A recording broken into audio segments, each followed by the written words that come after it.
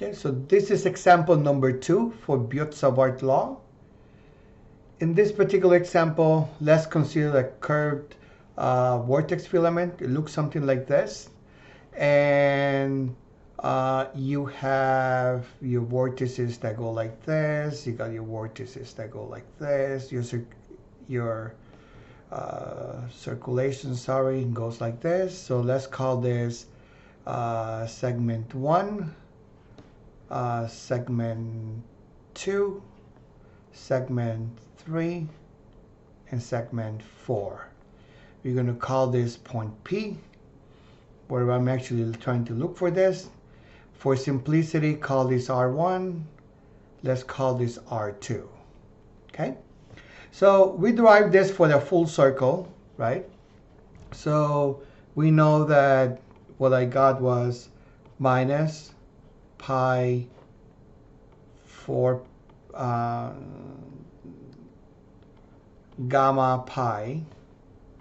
Now I am going to integrate 0 to pi because I'm working only half the circle. Okay, I'm going from here up to there. I am only working with half of the circle, not this part. This is a no.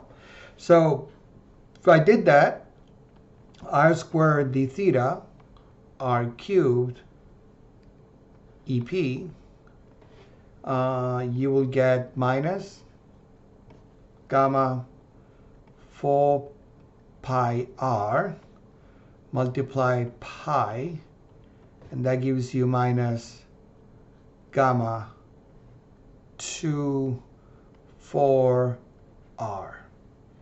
Okay, so basically let's go one segment at a time. The first segment basically tells you is the circles. I got two circles. One is in this direction, the other one is in this direction. Okay, and know that this is going like this. This is going in this direction. So this is R1. This is R2. And this is going in this direction. This is going in this direction. So here it says that this is going to be positive. This is going to be negative. So by doing that, your velocity at 1 is going to equal to minus pi 4 r1. Okay, then VP2 will be plus gamma 4r2. This is plus because you can see that the right hand rule, this gives you going out of the plane, this is going in the plane. So this is into the page. This is out of page. Okay, using your right hand rule. So that's what you get. So the next segment that we want to work is these two segments. And so when we work with the segments, note something very interesting for the segments here. So let's write this as follows here, just for completeness. Gamma pi r squared, 0 to pi, 0 to a, the length of that, and then this will give you r d theta dl, sine theta dl ep. Now note that since you're working in this direction, I am here, right?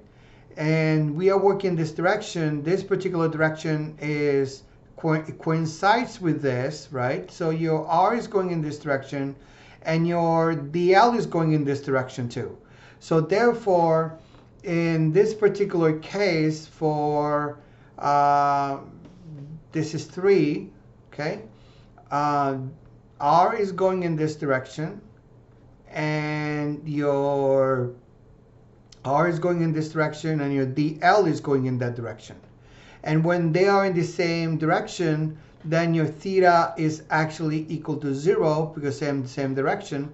So sine of 0, okay, so then here sine of 0 will give you 0. So this whole integral, actually this velocity is equal to gamma 4 pi cubed, sorry this is cubed, is equal to integral 0 to a of 0 dl, and this actually the integral of 0 gives you 0, so this is equal to 0.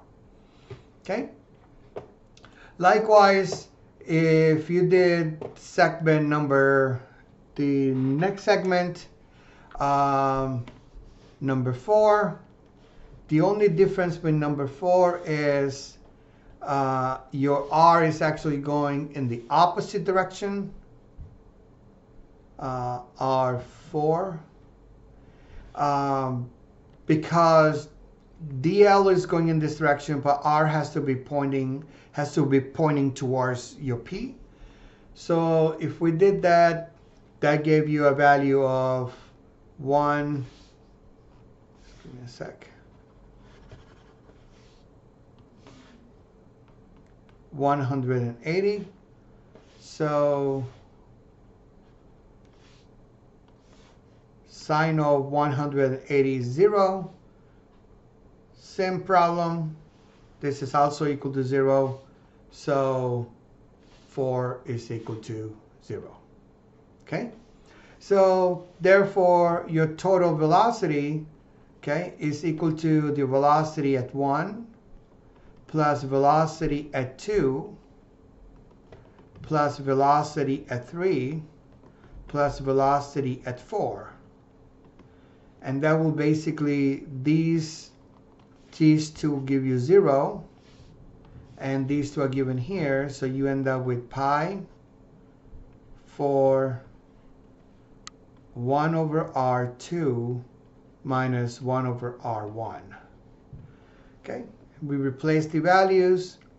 This was 200 divided by 4, 1 over 1 and 0.1 minus 3 over 4.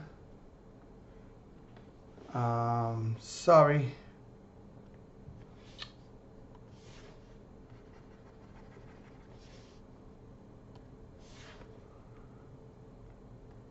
Three over 4 goes here. Remember, 3 over 4 goes down here, 4 goes up. Minus 1 over 1. So this whole thing gives you a velocity of 203 EP negative.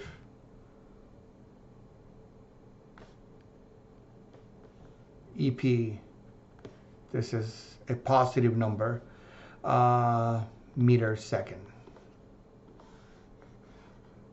Okay, so this is another variation of how you do these problems.